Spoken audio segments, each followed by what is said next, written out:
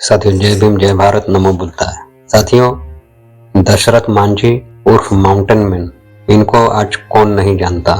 साथियों, निचली जाति में जन्मे मांझी ने एक जागने का हर समय एक गरीबी दिहाड़ी मजदूर के रूप में बिताया, लेकिन उनका जीवन 1959 में बदल गया जब उनकी पत्नी गहलोर पहाड़ियों में उनकी बस्ती के पास एक चट्टान से गिरकर मर गई। नजदीकी 40 मील दूर होने के कारण मांझी को उसे मरते हुए देखने के लिए मजबूर होना पड़ा।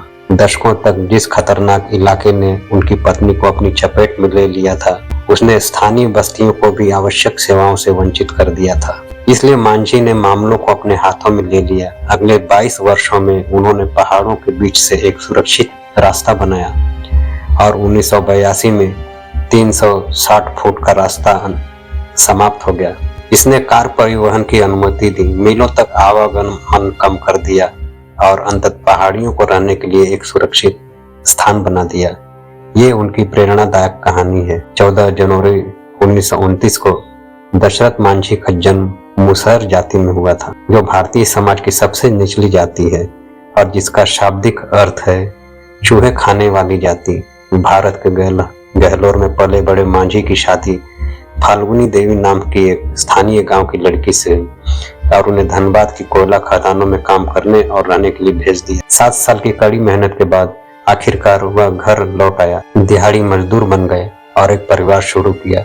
एक बच्चा घर पर और दूसरा रास्ते में होने के कारण मेज पर खाना रखने के लिए प्रतिदिन 83 रुपए की मेहनत करने में उन्हें कोई झिझक नहीं हुई।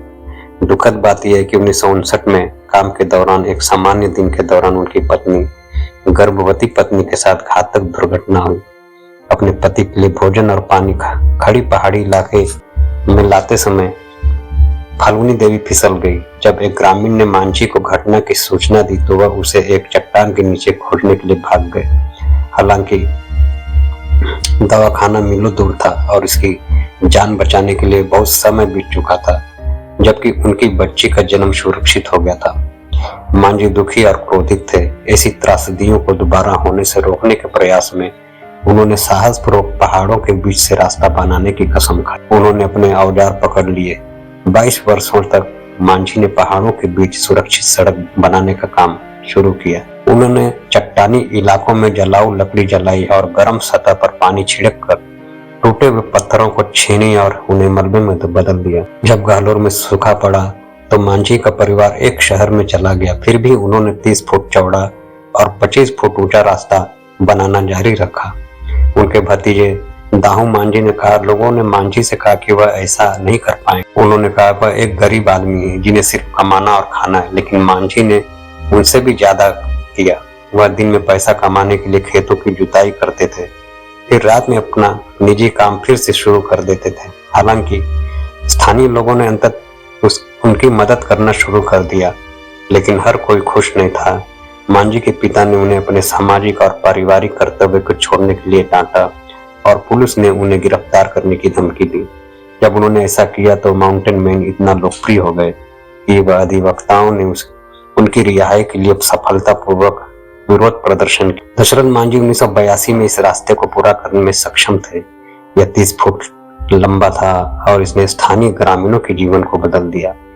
अगले समुदाय तक पहुंचने के लिए उन्हें पहले जो 35 मील चलना पड़ता था उसे अब घटाकर लगभग 10 कर दिया गया और यह किसी को भी यात्रा के दौरान मरने का डर नहीं था। जबकि दशरथ मांझी की 2007 में 73 वर्ष की आयु में पित्ताशय के कैंसर में मृत्यु हो गई, लेकिन उनकी विरासत आज भी कायम है। उन्होंने अपनी मृत्यु शैया पर एक साधारण अंगूठे के निशान के साथ अपनी जीवन कहानी के अधिकारों पर हस्ताक्षर किए और आज जबकि उनके पोते पोतियां गरीबी से संघर्ष कर रहे हैं, फिर भी उनका नाम पूरे भारत में लचीलेपन वाले व्यक्ति के रूप में जाना जाता है और भुलाया नहीं जा सकता। साथियों, ऐसे महान पुरुष को सत नमन।